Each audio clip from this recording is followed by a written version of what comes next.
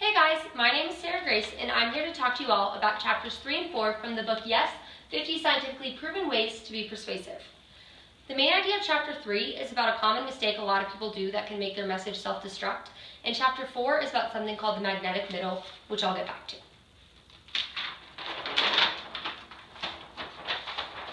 Chapter 3 mainly focuses on negative social proof, which influences people to act in an undesirable way if they think that's what everyone else is doing.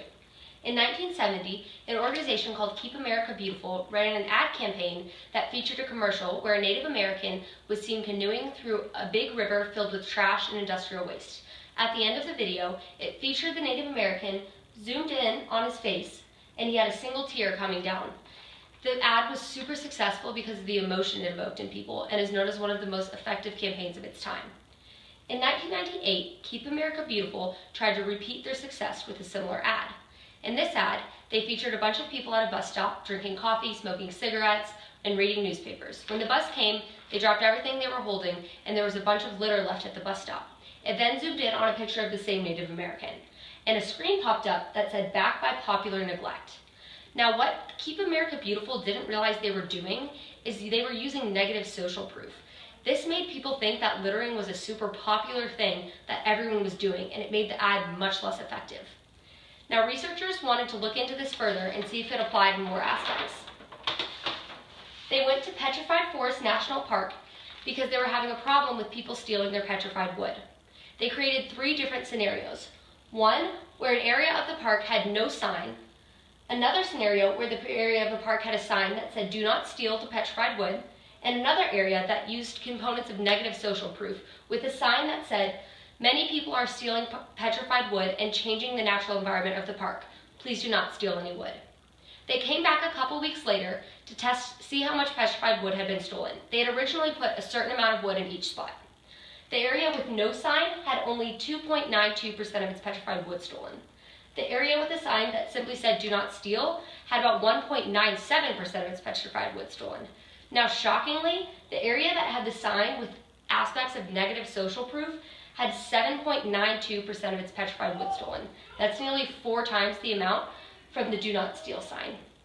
This just goes to show that people tend to do what they think everybody else is doing, and you can inadvertently make things like a crime promoting sign instead of a crime preventing sign when you emphasize the things that undesirable aspects of people's behavior instead of the desirable aspects.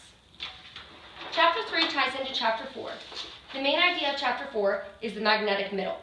This is that people gravitate towards the popular average, even if they were acting in a more socially desirable way before they knew what the average was. In California, researchers studied 300 different houses for their weekly average energy consumption rates.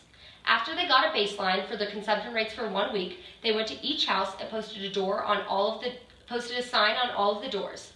The sign said if the houses were either at average consumption, above average consumption, or below average consumption. The houses that were at above average consumption decreased their consumption by about 5.6% over the next few weeks when they realized that they were consuming more energy than their neighbors. However, surprisingly, the houses that were consuming less energy before increased their consumption rates by about 8% when they realized that they were so far below the average. This is because people are naturally attracted to the magnetic middle and want to do what everybody else is doing. So researchers wanted to figure out, how can we stop this from happening? The next time they posted reports on all of the doors, they put smiley faces on all of the houses that had used below average consumption and frowny faces on all the houses that had used above average consumption. There was no difference in the decrease in consumption from the first study to the second study with people who had used more energy than others, but the people who had been using less energy, when they received the smiley face, continued to use less energy and not go towards the magnetic middle when they felt they were appreciated. When you feel like your society appreciates you for acting in a desirable way, you're most likely to continue and act in such a way. Now, in conclusion, both chapters 3 and 4 talk about the tendency of people to go with the crowd and do what they think other people are doing. So this is something we should definitely keep in mind in sales. They're both really applicable in sales situations, and when you're trying to persuade people to buy a product that you want or see your point of view on things. So we should always try to avoid negative social proof and magnetic middle.